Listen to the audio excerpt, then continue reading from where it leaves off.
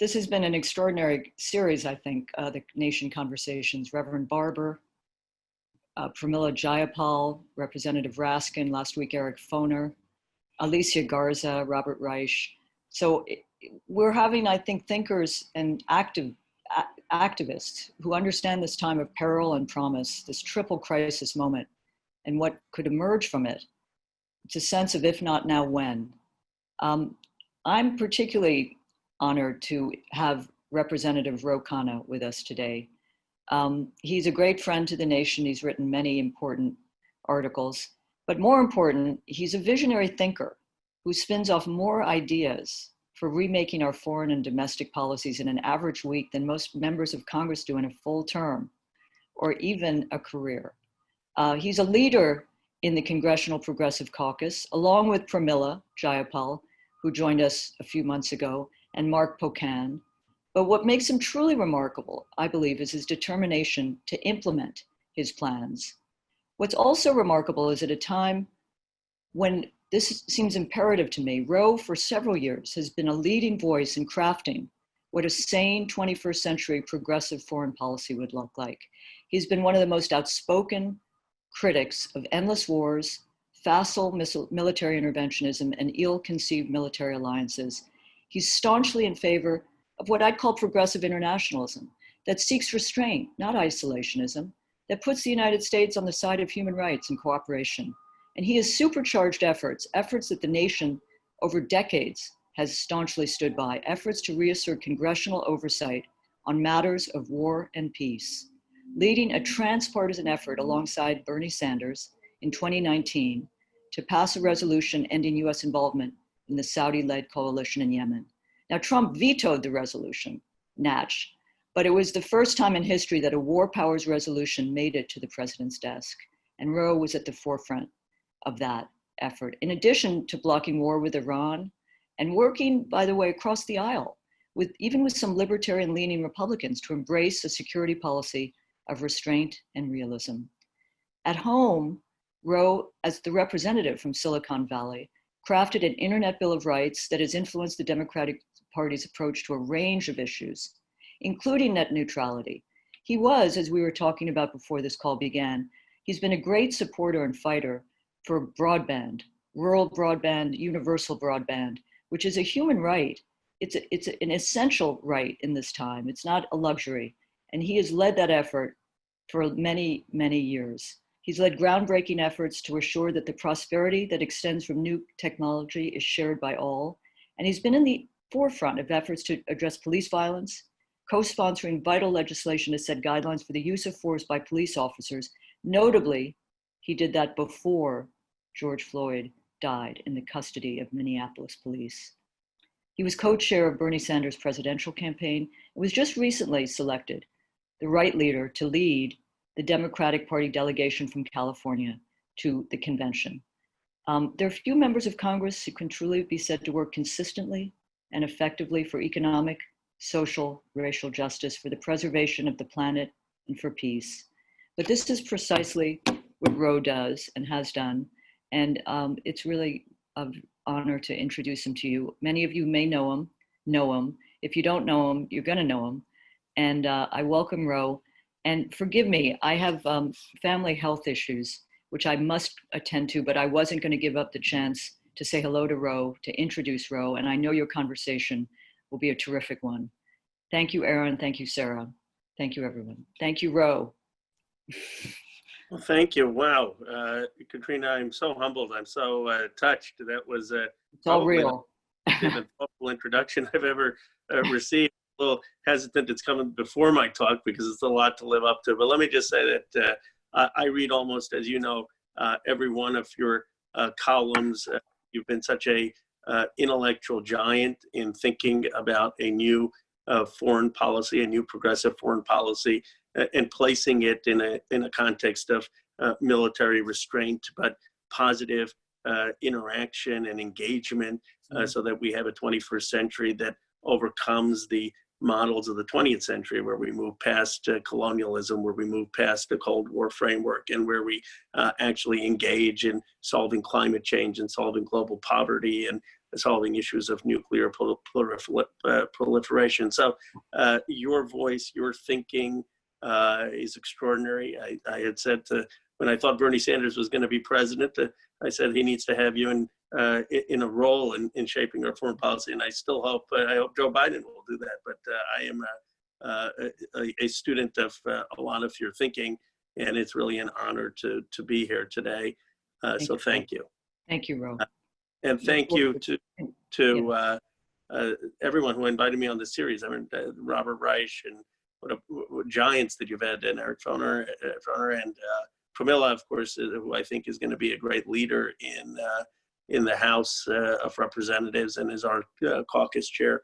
It's an honor to be there with such a distinguished series. Let me touch on, I suppose, three different themes, and then open this up for a conversation. We have does that make sense? I say yes. Okay. We have an extraordinary crisis of COVID that has exposed the fundamental economic inequality in this country. The reality is that the COVID crisis, while it affects all of us, has affected certain populations, certain communities disproportionately. It has had an extraordinary impact on those who can't do Zoom calls. The reality is there are nearly 60 million Americans who still are going to work on a daily basis, who are stacking our grocery stores, who are delivering our packages, who are preparing our food, and they do not have the protection and often in the equipment to keep them safe. Their incidence of getting the disease, their incidence of dying from the disease are much higher. This is not just people in the working class, but also based on race and based on being either Black or Latinx, have much higher incidences of cases and much higher death rates. And then we've seen people losing their insurance, stuck with extraordinary bills, not just for treatment of coronavirus, but for treatment of diabetes, treatment of heart disease. I mean, so many Americans now, even more affluent Americans, even people in the middle class, not just the working class, have lost their insurance and suddenly are getting the bills and are understanding how precarious the economic environment is. And they're fundamentally understanding why there was such a concern and move for Medicare for all. And then you have people who aren't being able to pay rent, who are losing their homes, who are losing their small businesses. All of this has exposed what we all knew at the nation, that this country had deep economic inequality, but it was glossed over because of the lower unemployment rate, because of the relative strength of the stock market, and suddenly it's been exposed for every American to see. And so the question is, what are we going to do in response to this coronavirus epidemic? Is it going to be more incremental policies that leave entire communities behind, that leave an entire part of the population behind? Or are we really going to give more equity to people and places who have been left out, more of a stake in our economic future? And our solution to this is not just about fairness. And this is one of the points that I really want to emphasize. It is also about economic growth. The reality is that the racial wealth gap in this country has grown over the last 3 decades since manufacturing left, right? And the fact that manufacturing left, now we know that it's affected the Black community as much as the rural white communities. If you look at William Julius Wilson's work in the 1980s, he says, look, when manufacturing started to leave, areas that were predominantly Black in cities, in urban centers, that led to extraordinary despair and extraordinary desperation. And Deaton and Case have come out with a book, which I highly recommend, Debts of Despair, saying, look, when manufacturing went, jobs left in rural communities, the same thing happened there as has happened in the communities that William Joyce Wilson studied. And this is why, Reverend Barber, who you had on earlier, has talked about building a coalition that includes the white working class, Black, Brown, Asian Americans to fight for economic justice. But the question is that what happens given the economic disparity that we have created in this economy? What comes next? We never answered that question in this country. When manufacturing started to leave, when the jobs started to be offshored, when automation started to take place, we never answered, well, what comes next? We just had this sense, well, if we could have prosperity with the digital revolution, that somehow those gains would be distributed. Well, they have not been distributed. And the fact is, because of that, the racial wealth gap has dramatically increased. Because of that, inequality in part has dramatically increased. The consequences of that is that there was an economic study that because if the racial wealth gap continues to increase, it's actually going to mean less GDP growth. It's actually going to mean less economic growth. And the reason is because if the consumer base is increasing, is going to be more Black and brown, and they don't have wealth, that means declining consumer spending. And as we know, consumer spending is what drives economic growth. So policies to redress racial economic inequality are pro-growth. If the continued economic inequality continues, America's economic growth will decrease. Why? Because people don't have spending dollars. They're not going to be able to help fuel the economic success of this country. So having something tackle the economic inequality is going to be pro-growth. The healthcare inequality, if we continue to have healthcare inequality, and this point I think is worth just taking 2 minutes on, that Deaton and Case make it in their book, which I've read recently, and so it's on my mind. What is the consequence of not having single payer and Medicare for all? It's not, we know it's the consequence in moral terms. We know it means bankruptcies for families. We know it means people are dying because they can't get the care they need. We know that, and Senator Sanders and so many others have spoken so eloquently on that. But let's consider the economic consequences. One of the economic consequences is that we have hurt the ability for working class Americans to have stable jobs and have upward mobility. What do I mean? Let's consider my district. If you are Apple Computers and you have to pay $25,000 a premium for healthcare, you'll probably do it for Tim Cook, the CEO, who's making a couple million of dollars.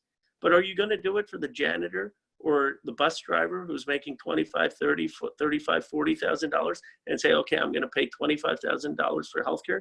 No, you're not. And so what does that do? It has created incentives for all of these companies to offshore, outsource those jobs, and those jobs have become independent contractors. And so now if you're a janitor, if you're a bus driver, if you're a food worker, you don't have the benefits of being an employee. And a lot of that outsourcing has been driven by the rise of healthcare premiums.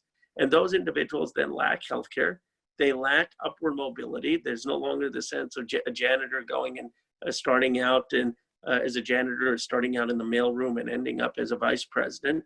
And it has created a segregated economy without people having economic security. So having healthcare for all, having a single payer system, not only would provide people with the healthcare they need and save them the premiums, it also actually would facilitate the central issue in our country economically, which is the lack of good paying, decent jobs that we make very, very hard because of this inefficient healthcare system that is not allowing people to be employed and eating up a lot of the gains that should have been gone to wage increases. The other point I would make is in a digital economy, the access, as Katrina said, to broadband. The reality is that we are reading reports of people who are going to the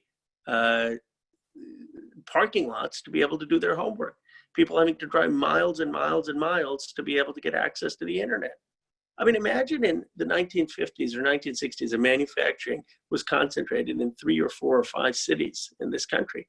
Would we have had the rise of the middle class? Would we have had the rise of the working class, if it was only in San Francisco, Boston, and some parts of Texas, and some major urban centers? Of course not.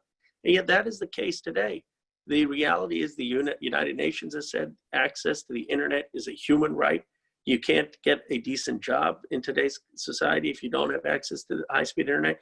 You can't participate in speech if you don't have access to the internet.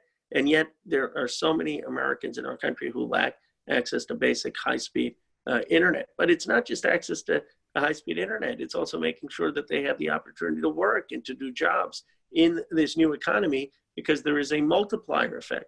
Just like manufacturing had a multiplier effect, and it fueled a lot of other business. It fueled construction, it fueled hospitality, it fueled in the healthcare industry around it. We know from Enrico Moretti's work that the similar multiplier effects exist for innovation, and yet we have not done enough to extend the innovation economy to minority communities, to rural communities, to women. We have to democratize the innovation economy to give people a real stake in their economic future. It's easy when I'm talking about Black Lives Matter or racial issues to be thinking of things as the other. The Minnesota cop engaged in a lynching of George Floyd, true. Cops have to stop engaging in violence, true. But we think of it as, oh, that's the other. That's the person who's doing something egregious. What we need is far more self-reflection. Why is it that my district in Silicon Valley has gross underrepresentation of Black and brown Americans? Why is it that women are grossly underrepresented? Why is it that the engines of wealth creation for the 21st century are excluding whole groups of people? Why is it that they're excluding rural America?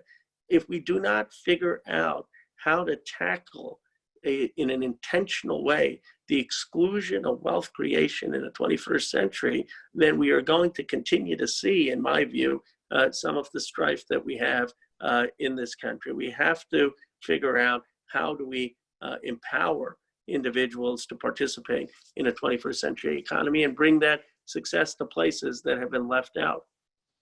I do want to speak then to this second crisis, this crisis of exposed by George Floyd's brutal lynching and what that means for our country.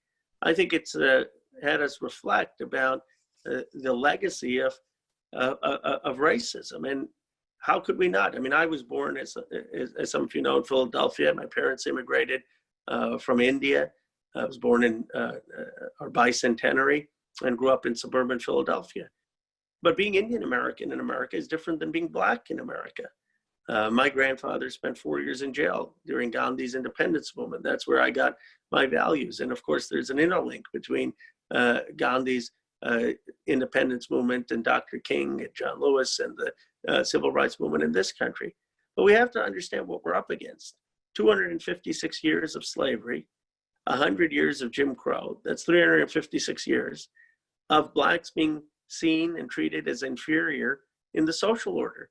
How would we be naive enough to think that 50 years of a civil rights movement is going to be enough to overcome the toll that slavery and segregation had on the American psyche? And what George Floyd exposed is that there is still fundamental inequality in the way we treat Black lives in this country, not just on police violence, but in terms of education, in terms of healthcare, in terms of jobs, in terms of access to the knowledge economy. Yes, Katrina mentioned that Lacey Clay and I had introduced the Peace Act, which would change the standard of force. You know, every other country in the OECD in Western Europe is under human rights law. Force can only be used as a last resort. Our country, force was still could be used if an officer thinks it's reasonable. Because if an officer tells you to do something and you don't do it under the William Rehnquist standard, he can use or she can use deadly force. That is inconsistent with human rights law. And we said, let our law be consistent with every other Western democracy. Force should only be used when absolutely necessary. The reality is that we only had 22 co-sponsors before the Floyd murder.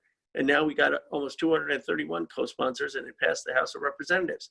That's not because of me. It's not because of Lacey Clay. It's because of the people marching in the streets. It's because of the organizing. So there is a change. There is hope in the confronting of systemic racism that exists in our society. And you've seen this, I've seen this in my short time in Congress, just over the last few months. People are viewing it very, very differently. They're taking these issues more seriously. The House bill changes the standard of force. It ends chokeholds. It changes the standard to hold people accountable in terms of the police and being able to sue them. It makes it much easier to prosecute police. We need to now push to pass it in the Senate. And people say, well, isn't that difficult and don't you get discouraged? Well, what encourages me is the mass social movements, and it shows that our Congress isn't impervious to that. I gave you the example of the Peace Act. The reality is that we have to continue to push the social movements to have greater racial justice, to have greater justice in our criminal system. But we can't end with that. We need massive infusion to the HBCUs. I mean, look at the endowments of some of these HBCUs and compare them to the endowments of other colleges and universities. The access, the talent is there, the passion is there, but their access to opportunity is not there. And so we need to have a commitment to funding the HBCUs. We need to have a commitment to funding K through 12 education in places that have been totally left out. We need to have a commitment to providing concrete jobs and tackling the racism and bias that exists in recruiting and address some of the disparity that exists in the workforce and the disparity that exists in corporate boards, and have intentional policy requiring a percentage of boards to have diversity, incentivizing the hiring of diverse workforces if you want to get federal contracts. Unless we have intentional policy, good intentions are not going to be enough. So I hope that the Floyd crisis will make us re-examine the policies needed to actually have equality in this country. If the COVID crisis will force us to re-examine our economic challenges so that we can have security on healthcare, so we can have policies that are going to create jobs in this country and pay a livable family supporting wage, so that we're going to allow workers to have dignity, those who are doing the essential work, and have collective bargaining, have basic safety. If COVID is going to help usher in a new economic compact, then I hope the George Floyd killing will help us finally take seriously the racial inequities in this country, and that we will have systematic, intentional policies to deal with racial inequalities and also gender inequalities, which I see so much in Silicon Valley, and some of the intentionality that is needed to deal with racial inequality also is needed to deal with gender inequality. We know that companies that have more women employees, the companies that have more women leaders do better, but that's in the long term. And not every CEO, not every board takes the long-term view. And so we have huge disparities still that we have to address intentionally. You know, someone dismissed in a recent New York Times column and said, oh, this is not the language of revolution to have corporate boards and companies diversified. It's not that consequential. And I said, well, maybe it's not that consequential if you already have these jobs. But if you don't have these jobs, communities aspire not just to dignity and the basics of healthcare and the basics of having worker safety and the basics of having a family supporting wage. They want to aspire to have equity and wealth creation, to have the same economic opportunities that other communities have had. And we need to make sure that we're talking not just about a basic safety net, but real equity in this new economy. The point I want to end with, and then open it up much more to a conversation, is on foreign policy. We're dealing with this right now today as I'm on a markup for the NDAA. The amazing point that I want to start with is the bloated military budget. Our budget is almost $730 billion for defense. That's $130 billion more than where Obama left it. Does anyone believe that we wouldn't be safer if we had spent some of that money in dealing with helping build out a better public health infrastructure, in having done more science and technology research, and particularly when virus research was unfunded, even though people wanted to do it post 2007. If we had spent some of those resources instead of modernizing new ICBMs that only increase the risk of nuclear war, if we had put those resources in tackling climate change and figuring out how we cooperate on climate change, the spending is not just a moral issue. It is not what's creating jobs. We know it would create far more jobs to put that money in infrastructure or broadband or clean technology. It's not what's going to keep America competitive. The challenge with China is putting 2.5 trillion over the next 5 years in building out their modern infrastructure. They're not putting the money into more military. The country that's going to lead the 21st century is the country that's going to be the most innovative, that's going to have most of the workforce in good paying jobs, that's going to have most of the development of communities. And so it is an argument for reducing the military budget is an argument for having a better, more expanded definition of national security. And that is why Barbara Lee and I have been pushing for that, for a strategic cut. Certainly, we don't want to be funding the ICBM modernization, and we'd rather be putting some of that funding in other initiatives that are far more likely to create jobs and support our competitiveness. We also need to have greater restraint in our military intervention. As Katrina alluded to, I helped with Bernie Sanders pass the War Powers Resolution to stop the war in Yemen. As a result of American pressure, Martin Griffiths has made tremendous progress. I mean, the Saudis have gotten the clear message, and Martin had just emailed that he is on the verge of hopefully wrapping up at least phase one of this war, which Yemen is devastated with coronavirus. But we should never have been in this war in the first place. We need to stop picking sides in intervening in every conflict when we aren't clear on which side is the just side. And we often get entangled at huge cost to our treasury, at huge cost to our lives, and often make situations worse. So having restraint in the war in Yemen, having restraint so we don't get into another war with Iran and make a colossal blunder of yet another intervention in the Middle East has to be a key aspect of our foreign policy, but it has to go beyond that. We also have to have an affirmative vision. You know, there was a poll out, and I think we ought to actually trust the American sentiment on this, that said, how do you view China and what do you think we should do? Now look, 61% of Americans said they view China negatively as a competitor, as an enemy, and all the political descriptors. But then we looked at the second question. They said 62% of Americans, or a little bit higher, think that we should cooperate with China when it comes to climate change and comes to dealing with the pandemic. The American people are more capable than our policymakers of understanding two distinct thoughts, that some country could be a competitor, and yet we want to be able to engage with them to solve collective problems. That is the approach a progressive foreign policy should take. It is not to say that we're going to compromise in any way American interests. It is to say that there is a moral case for restraint, but there is also a moral necessity and a pragmatic necessity to work with other countries on the big challenges of pandemics that know no borders, on climate change that knows no borders, on tackling nuclear proliferation so you don't have accidental nuclear war or nuclear attacks. Those are areas where leadership actually matters, engagement matters, and you can't just bully your way or have military might to be able to achieve it.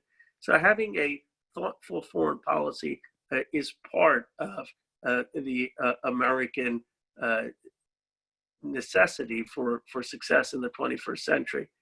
Let me end with this and then open it up for questions. I think our party and progressives are very good at making the case for fairness and dignity. It's who we are. We care about the intrinsic moral worth of every person. We are upset when someone is treated differently based on their economic conditions. We're upset when people are treated differently based on their race or gender or religion. We don't like it when human rights aren't recognized, not just in America, but around the world. And that essential fairness and dignity of every individual is a core element of progressive thinking, of the essence of liberalism, the sense that every human being has intrinsic moral worth. But I think we have to frame our issues even stronger than that. It's not just about fairness. If you care and believe that in the American story, which I do, how could I not, being the grandson of someone who spent 4 years in jail with Gandhi to now being in the United States Congress. If you believe that the American story is ultimately a story of becoming the first truly multiracial, multicultural democracy in the history of the world, that is our calling, that is our mission, that is our exceptional promise, that the exceptional promise of America is actually to do what a country hasn't been able to do, to become a truly multiracial, multicultural democracy with equal opportunities and prospects for everyone. And if you believe that is what is going to allow us to win the 21st century, then we have to ground and make the case that our policies actually are the ones that are going to grow the economy. Our policies are actually the ones that are going to allow us to compete with countries that have 1 billion other people. Our policies are actually the ones that are going to make the most of American talent to increase our productivity. Our policies are the ones that are going to actually help America have an expanded definition of national security. We are not just making a moral case, we're making the best case for what America needs to lead in the 21st century. The bankruptcy of Trump is not just a moral bankruptcy, it's a bankruptcy of imagination. He's out there telling people that he's going to bring their jobs back by blaming China and blaming Mexicans. He's out there telling people he's going to make us safe by blaming Muslims. And here's the fact, people are catching on. That's not going to bring back jobs. That's not going to bring back prosperity. That's not going to make them safe. But here's what they also know. The status quo wasn't working as well. What they're desperate for is a new imaginative vision that gives them the reality that the economy is changing, the world is changing, but has concrete policies for how they can participate and how America can succeed in the 21st century. And the party that has that future vision, not only will we be right in terms of what the country needs, but I think we will resonate with people and what they're looking for in our leaders. Let us be the party that talks about our moral principles, but also articulates a clear roadmap for the new century about what national security and economic security should look like and how we're going to give people real opportunity in a time where they feel that they have been left out. Thank you for giving me the chance to share some of my opening comments, and now I look forward to a conversation. Thank you very much. I'm going to take the liberty of speaking for everyone when I really thank you for your moral clarity and your leadership. Your remarks are inspiring. I'd like to go back and talk a little bit about education and the initiative you've been working on with broadband, but I'd also like to expand that because in these times, I think COVID has also laid bare inequality beyond broadband. We have kids who are food insecure and they relied on schools to get food. We have households that have trouble maintaining very stable utilities like electricity. We have, people who are reeling from storms. And so there are lots of obstacles in the way for kids getting an equal education. So, along with broadband, and I wonder where that initiative stands, what else can we do to help these kids get the education they deserve? Well, I appreciate that. And let's address that from both the moral and the economic perspective. Let's start with, in my view, the moral perspective. If you believe that every person has dignity, then we have to make sure that we're respecting and developing people's potential, their capabilities.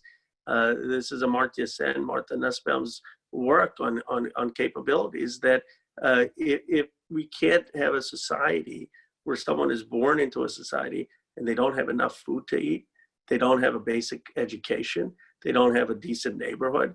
I mean, that's what the country provided me. My parents were immigrants and I got to go to a good public school. I didn't have to worry about being hungry during lunch. My father had healthcare, so I got to go get healthcare. Why can't we provide that for every American? Is that too much to ask? And we know from an economic perspective that the most consequential years of a person's life are 0 to 5. James Henkman won the Nobel Prize for this. He looked at studies where you had massive intervention between the ages of 0 and 5 and with young kids. And he found that they didn't just end up succeeding better in terms of their economic prospects. They had better health prospects. They had better family prospects in terms of having good relationships with their significant other or their kids. And the reality is that the best investment we can be making is in those early years in terms of providing nutrition, in terms of providing a good education and providing childcare that has a learning component to it. By the age of 5, we've already had structural inequality because a young person who has parents who are there for them, giving them resilient skills, giving them skills of vocabulary and some of the soft skills, give them huge advantages that play out in the rest of their life. And so I agree with you that we have to have a far more fundamental approach to education. Broadband is just one component of that, but it is not a substitute for nutrition and good teachers and good schools and having the intensive intervention that's needed in the early years. Yasmin wonders, well, she thanks you for your integrity and your work, and wants to know from a policy perspective, what can be done about the critical work of taking down symbols of oppression, from monuments to flags to names? Well, they do need to be taken down in terms of through the democratic process. And this is our challenge as a democracy, right? And how do we speak as progressives about the promise of American democracy while recognizing our democracy's original sins?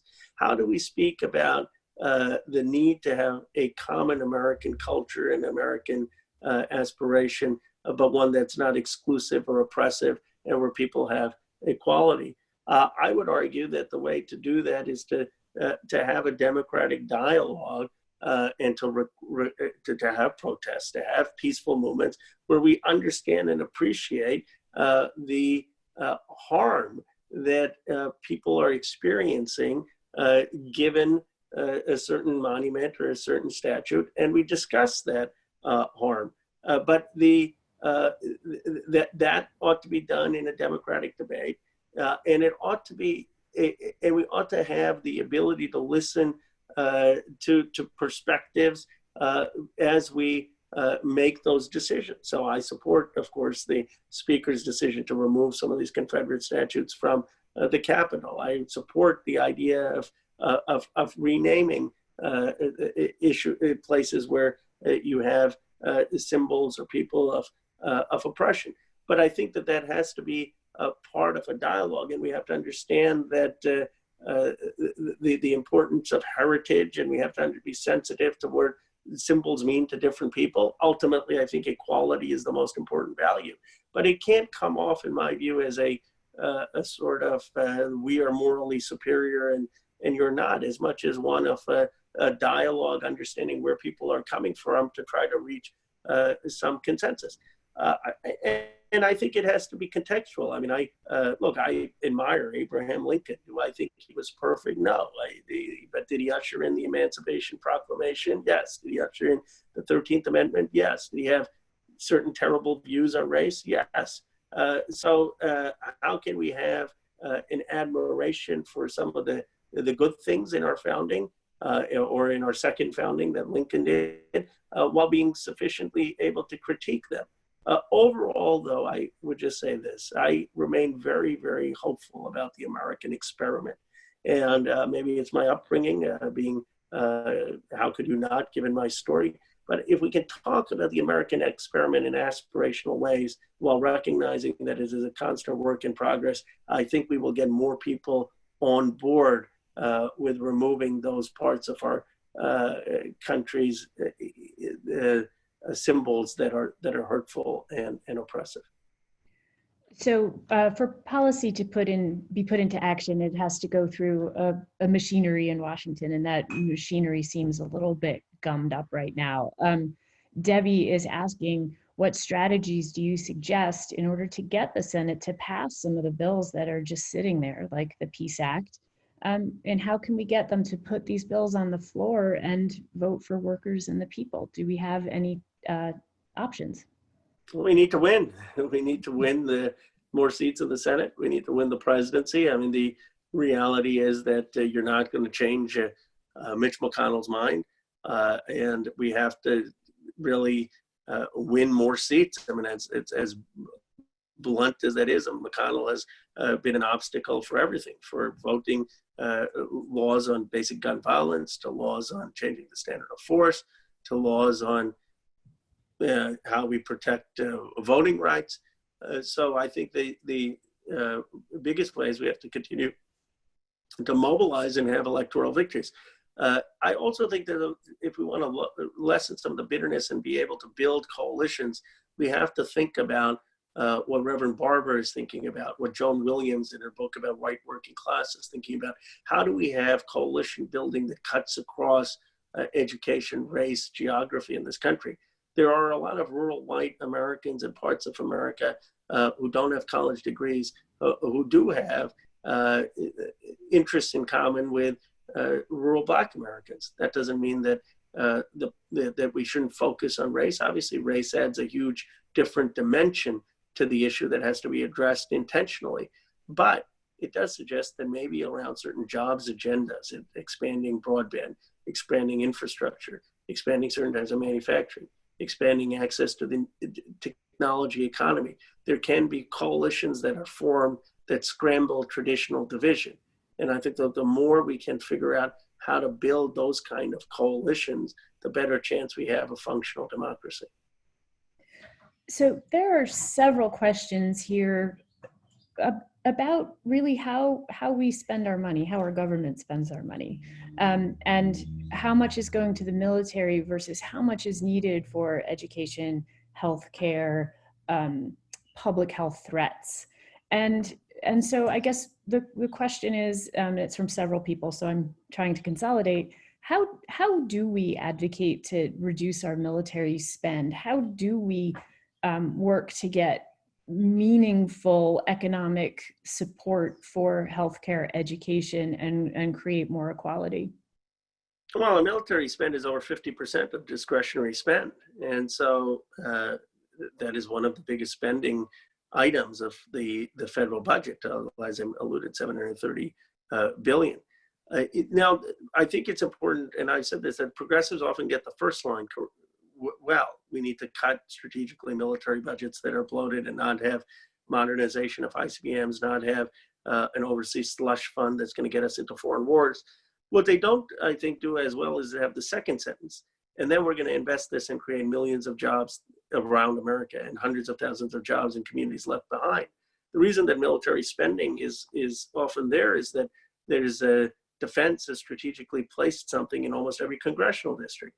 And so there's this myth or sense that this spending is supporting jobs, where all the economists have said that that spending is actually in an inefficient way of supporting jobs. There are much better ways, much more direct ways of supporting jobs. And so I think what we have to do is tie the cuts. Okay, we're going to get rid of this overseas slush fund. That's money basically going overseas to get into overseas wars. And instead, we're going to create infrastructure jobs in your community, and 10,000 more people are going to have employment in a good, stable job. Because of that, your community is going to be better off. And I think we have to always lead with jobs and the economy in framing progressive messages. Same with Medicare for all. I mean, we get caught flat-footed on this because people say, oh, this is going to be too expensive and it's going to hurt the economy. That's hogwash. Everyone knows. I mean, why are all the Nobel laureate economists saying that it would be the exact opposite? You want to have more entrepreneurship in this country? Make sure people have health care. You want to have more businesses stay in the United States and not offshore their jobs? Make sure they don't have healthcare costs. You want to have wages rise in America? Make sure businesses don't have to pay $24,000, $25,000 in healthcare costs. You want people to be employed instead of independent contractors? Eliminate the healthcare costs.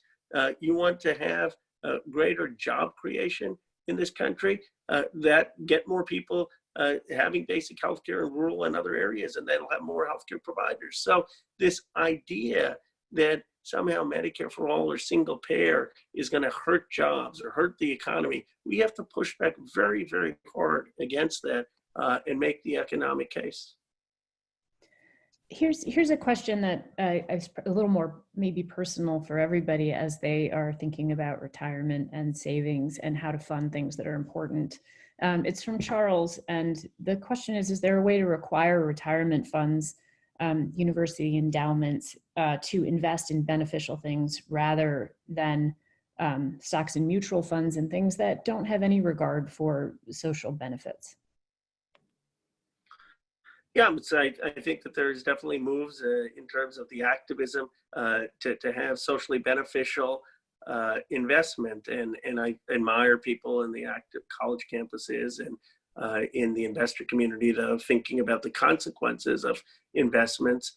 One could have disclosure laws that require, especially if you're investing the pension funds of workers, that you don't put those investments in something that could actually undermine the union's jobs, and you could have labor laws that actually do that, so that we can protect investments of funds. I mean, I doubt most unions want their funds invested in ways that would be engaged in some hostile takeover and cost jobs of their fellow members. And there are ways we can tighten up the laws to prevent that. We could also provide incentives for companies and endowments to invest in tackling racial and gender inequality. I mean, imagine if an endowment had an incentive to put money in a woman-owned or Black-owned venture capital fund. Right now, Black Americans have less than 1% of venture capital. Most of the venture capital doesn't go to women entrepreneurs. If you incentivize some of the greater distribution of financial capital, you would create far more equity in our society. So I support the voluntary movements of people's activism, but I think what we need also is structural legal changes that make sure that investment is being more dispersed, distributed in our economy, and that it's not undermining the interests of workers. Marjorie Harrison is wondering a little bit about how the Democratic caucus is functioning. And part of the question is really about its makeup.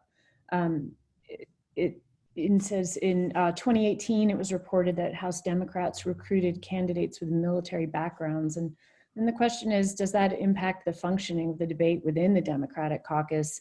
And what do you see how does the future play out for debate within the caucus? Here is the reality that the military is one of the most trusted institutions, according to polling. And so the question becomes, how do you then make the case for strategic cuts? And I think we cannot simply make the moral case. I think the case has to be on an expanded definition of national security. And I think most Americans understand that. I mean, if you're sitting in Ohio today, or you're sitting in Pennsylvania, where I grew up, or Ohio, where my wife's family grew up, and I'll tell you both of our parents and families there, your primary concern right now is not whether Russian tanks are going to roll into Ohio or Pennsylvania. Your primary concern is not whether Chinese bombs are going to land in Pennsylvania or Ohio. Your primary concern is, are your family going to unfortunately get struck by coronavirus? Are you going to be able to go back to return to your normal life? Are you going to be able to support the economy in your community, or your business? Is it going to go under? That is your primal security issue. That is what most people think today about national security. So we have to say, look, American security, yes, it's about making sure that we aren't allowing other countries to interfere in our elections or overtake seas, but we also have to understand that American security is about preventing future pandemics. American security is about preventing a climate catastrophe. American security is about leading in the technologies of the future so that we aren't dependent on other technologies. I mean, America continues to lecture other nations saying, don't use Huawei. And I'm concerned about Huawei's privacy violations. But I was in a conference in Germany before the pandemic, and the former president of Estonia stood up and said, okay, you're telling us not to use Huawei. What are you offering? Well, American security is as much about investing in the industries of the future. And so I think the way we win the argument on national security is to stop saying that we are going to be just as tough as the Republican Party and try to copy them in the backgrounds that we think will resonate. Then why not just vote for the real thing? If you want tough, you're going to vote Republican. What we have to do is reshape what national security is, reshape what economic growth is. Why is it that Republicans run all the time and say, promise 4%, 5% growth? We ought to be saying, no, you want 4 or 5% growth? Here's what you do, Medicare for all, infrastructure. It actually has a better shot of creating economic growth. Here's what you do if you want real national security in America to lead. So I think we have to have an imaginative way of convincing people that security and growth can be better tied to our policies. And that, I think, is our challenge that can get us, even in these swing districts, to win without necessarily having the same rhetoric that the Republicans use.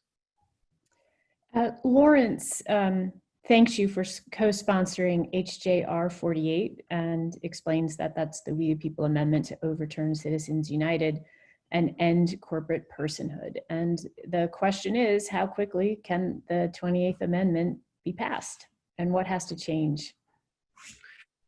Well, we need, you know, there are even Republicans who are sick of the lobbyists and ran against the quote unquote swamp. And of course, Trump has just amplified the swamp and given more power to it. But the sentiment is there among voters really upset about lobbyists and the role of corporate money in the process. One thing that I think could be a grand compromise is some form of term limits coupled with the form of getting big money out of politics. I mean, I think that's one place to explore, to get the 2/3 of votes in the House and to get the 3/4 of the states, short of getting Citizens United overturned, which I think is absolutely the most important.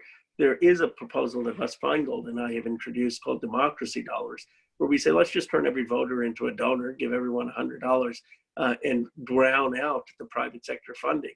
And you would actually, that would be constitutional under this court, and you would actually, you have about $6 billion of private sector's funding on elections. You could actually drown that out by giving every voter that money to spend on an election, and make it basically that every person in this country can run a Bernie Sanders-like campaign without being Bernie Sanders. Extraordinary. I hope I can fit in 2 more questions. Of course. Yeah, so one, what do you think about the vice presidential pick? Do you have any thoughts on that? Well, Elizabeth Warren is my pick. I think this time I wrote a Boston Globe op-ed pushing for her. We're in a moment that calls for rebuilding our economy, for deep progressive leadership. And she is has the knowledge of how the federal government works, the track record to have economic success, and a bold progressive vision. So I hope she'll be the pick. Wonderful, thank you. In your remarks, you talked about believing in the American story and our exceptional promise. And, you know, we're in really difficult times right now. I think there's I know there's a lot of stress and anxiety and worry about the present and the future. And I wonder if you see anything hopeful now, if there are signs of hope and a spark for change that you can talk about. Yes, I think the next generation of victories in places like New York and in how well we did in Kentucky, though came a bit short, and the fact that Bernie Sanders came so close to being the nominee, I think that should give a lot of hope to people about the direction of this country. The future of this country is a progressive one. It's a multicultural one. It's a multiracial one. That's where the energy is. It would be, I think, naive to think that we could get to that future without a fight and without and in a linear path. But the energy of young people who understand that we need greater racial equality, gender equality, economic equity is extraordinary, and that you can only keep that energy down so long. The tricks of a McConnell filibuster, the tricks of voter suppression, they can work on the margins, but they can't beat movements over the long run. And when I look at the groundswell of that energy and the movements across this country, and I look at basically the the streams of different movements of social and racial justice and foreign policy justice from around the world sort of have converged in the United States because of these diasporas from around the world. And you have this movement, I think, in this next generation that prioritizes human rights, that prioritizes economic justice. I'm confident that we will prevail. The question is just how many people are going to be hurt in the process. How much damage is this president going to do in the process? But I have no doubt in our ability to have a progressive future if we continue to organize and see the type of energy we've seen this last year. Thank you so much. I have been scanning the chat, and we have people who have tuned in from nearly half the country, half the states in our country. Wow. Including DC, soon to be state. And you have many words of support and thanks, and a lot of admiration in the chat. And I also want to extend my thanks. We're so grateful for your time, and again, your clarity and your wisdom and your leadership. So well, I appreciate it, and I would just end with this, and you can email me, anyone, at ro@rokhanna.com. People will not always agree with me, and nor should they. I mean, the essence of democracy is to be accountable, to have dialogue. But I think what we are missing in our democracy, if I could reflect for a moment, is insufficient humility, insufficient sense of philosophy and literature, in a sense that we don't have a monopoly on the truth. We have to have reasoned debate, reasoned argument, dialogue to move this country forward. And so what I would hope from this community is that to have that dialogue, to write to me if you think I'm doing something wrong, if you think my perspective should be stronger. But how our founders, though flawed, fundamentally, and Dr. King fundamentally believed in the power of reason and rational argument to move the nation and the world forward. And somehow we have to restore that sense of the power of dialogue and reason to do that. And I hope the nation community can help in my public service journey, and I look forward to exchanging those ideas. Wonderful. Could you repeat your email one more time? Absolutely. ro@rokhanna.com. Thank you. You know, we have a really active and energized audience, and I have no doubt that you're going to hear from them. Wonderful.